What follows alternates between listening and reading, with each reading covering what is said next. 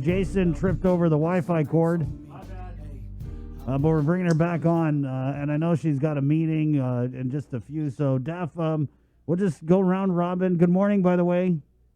Half a day and good morning. Morning, Chris. Morning, Sabrina. Morning, Thanks. Jason, and good morning, Guam. As you know, I think probably the biggest news is that we're hearing that, of course, the large stimulus bill that has been being discussed and going back and forth with the Senate and the House was actually passed by Congress already. So I guess it is now, on its way to the president's desk for him to, sign off on. And so that's something that, again, everybody's been anticipating and is looking forward to. Probably the number one question now is, okay, what's going on with the IP3?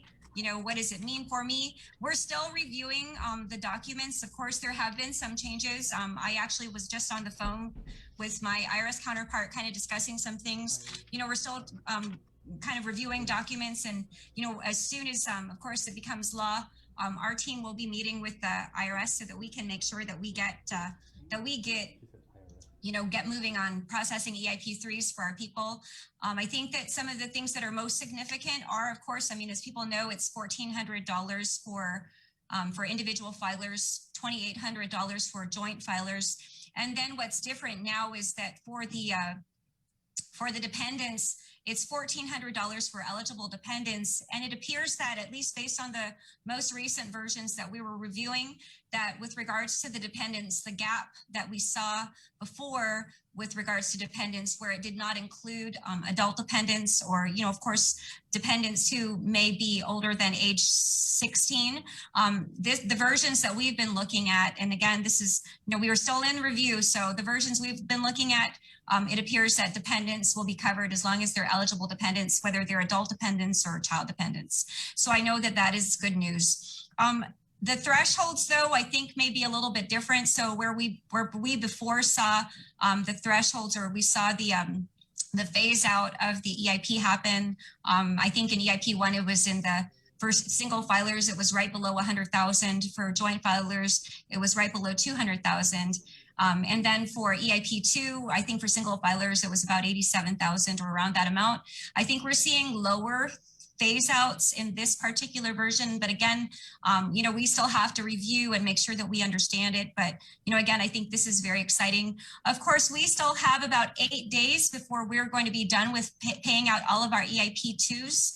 We're working on that. Our team actually last night was working on, we make sure that we do validations of social security numbers. We, confirm people's information with the IRS before we pay out. Again, we're going to be paying out EIP this week, just like we have been EIP 2 this week. And then, of course, our last round of EIP 2 will happen on or before March 19. Right on. Let's just move on to, I guess, tax refunds is the other pressing issue that people want to know about. Absolutely. So with regards to tax refunds, what we've done, as you know, I believe in the last week, we had already paid out all of the A status returns or refunds for those returns that were filed on or before December 31.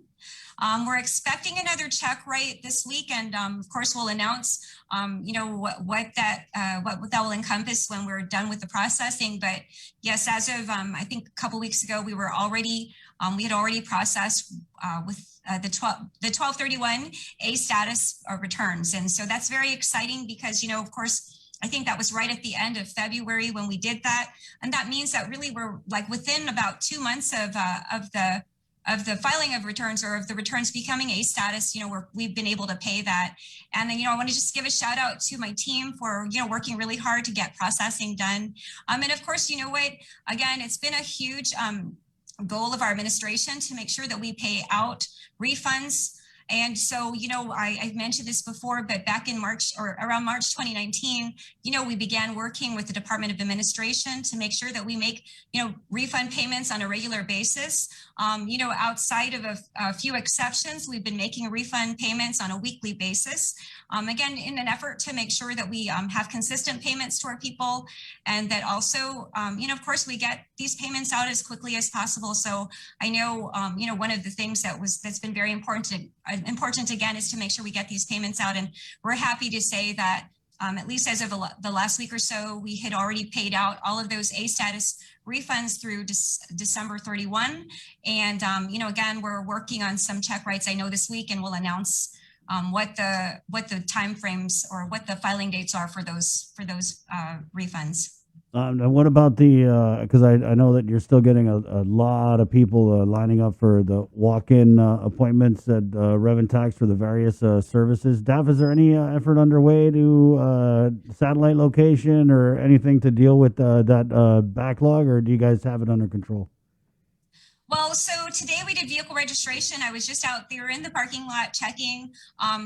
I think for vehicle registration, what we're seeing is that it's becoming a lot more manageable. We were able to actually, when I was out there, we did even have some open slots. So we're seeing vehicle registration, a lot of people are doing vehicle registration renewals online, and likely a lot of the people that are coming in now for vehicle registration services are those that need to maybe do a change of ownership or something that you cannot do online. So that's good news. As I mentioned, we have been working to try to move out our vehicle registration branch. Once we move out vehicle registration, we'll be able to do driver's license 5 days a week here at Barragata.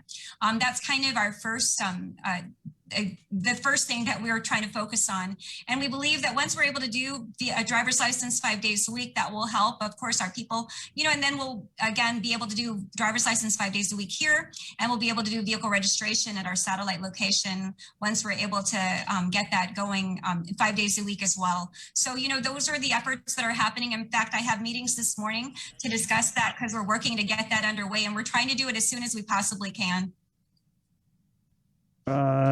So with the third round of EIP, sorry, because people are just sending in the questions now. You've been really quick about standing up the processes, especially with the EIP too. So do you anticipate like a timeline? I mean, I know the president hasn't even signed it yet, right? But I know a lot of people need that stimulus. The stimmy. Absolutely.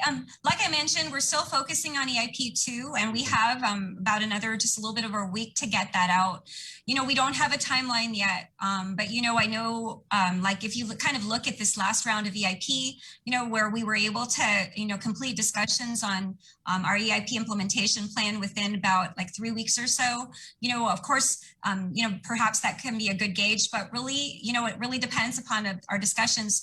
There's a lot of things that are engulfed or included in this particular legislation. It is not only EIP3, there's also the child tax credit that's included, and as well as the EITC. And I know those are huge efforts that, have been worked on, and we're very excited about. And those are things, again, that we're working to review as we discuss, of course, all of the changes with IRS and how that will impact the territories. Those are the discussions we're going to have, not just on EIP3, but also on the child tax credit, the advanced child tax credit for the single year, and then also, the EITC. One thing that I wanted to share, though, about the EIP3, which is different, at least from our perspective, is that was very significant. Here at Rev and Tax, we have been discussing with the IRS and requesting for administrative fees for the administration of these programs to be provided or paid to our territory. Our IRS counterparts have been great advocates for us in this effort. And, of course, our governor and Congressman Nicholas as well have, communicated that to the federal government.